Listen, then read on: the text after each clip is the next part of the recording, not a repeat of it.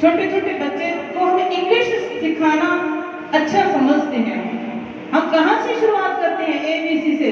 हम बच्चों को इंग्लिश नहीं, ये नहीं कहते कि नहीं सिखानी चाहिए, सिखानी चाहिए, लेकिन साथ साथ में हमारी संस्कृति के साथ भी जोड़ना चाहिए। अब बच्चे का बर्थडे होता है, कहाँ जाते हैं हम लोग? हम लोग होटल में, रेस्टोरेंट में जाते हैं, पार्टी है जी बच्चे की, लेकिन क्या हम घर में प्रभु के नाम का कीर्तन नहीं करवा सकते? नहीं बहन जी, उसके लिए हमारे पास समय नहीं। यही होता है, हम भक्ति के लिए हमारे पास समय नहीं है।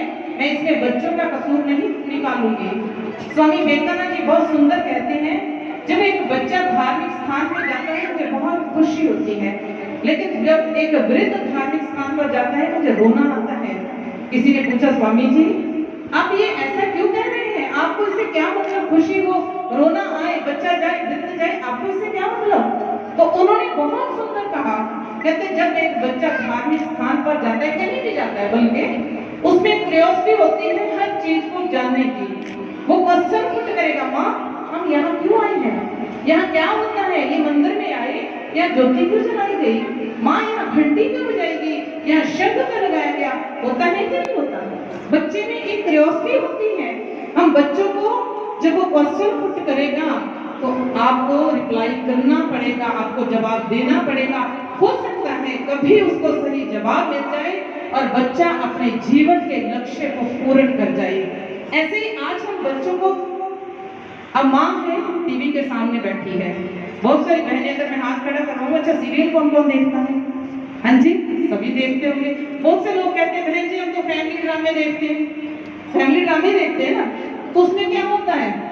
फैमिली ड्रामे में क्या होता है? एक दूसरे के साथ दुश्मनी तो निकाली जाती है, साजिशें तो रची जाती है। टीवी को आपको पता है बुद्धू बक्सा भी कहते हैं। क्या कहते हैं?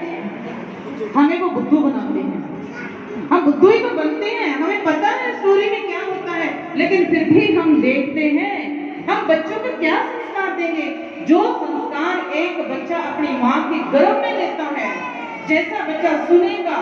प्रहलाद के अंदर ऐसे विचार कैसे आए? इसका पिता तो राक्षस था, लेकिन उसकी माँ गुरुकुल में थी, ऋषि आश्रम में थी उस समय, उसको गर्भ में ही वैसे संस्कार मिले। इसीलिए तो हमारे संत कहते हैं कि अगर आप बच्चों को सही संस्कार देना चाहते हैं तो माँ को संस्कारी बनना पड़ेगा।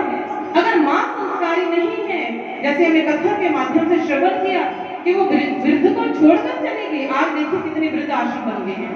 गुरु महाराज जी, सर्वश्री आशुतोष महाराज जी से किसी ने पूछा, आप वृद्ध आश्रम के बारे में क्या सोचते हैं?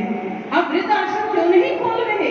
आप इतने आश्रम बना रहे हो, आप और बहुत कुछ कर रहे हैं, लेकिन आप वृद्ध आश्रम क्यों नहीं बना रहे?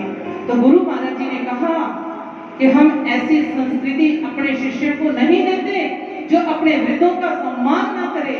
हम घर में उनकी पूजा का स्थान बनाना चाहते हैं। हम वृद्ध आश्रम नहीं, घरों में पूजा का स्थान बनाना चाहते हैं।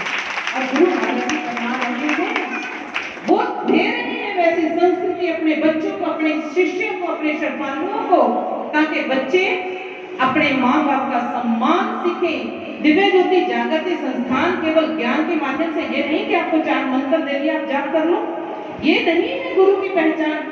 दिव्य ज्योति जागृति संस्थान ऐसा संस्थान है जो हमारी संस्कृति के साथ जोड़ता है। आप देख रहे हैं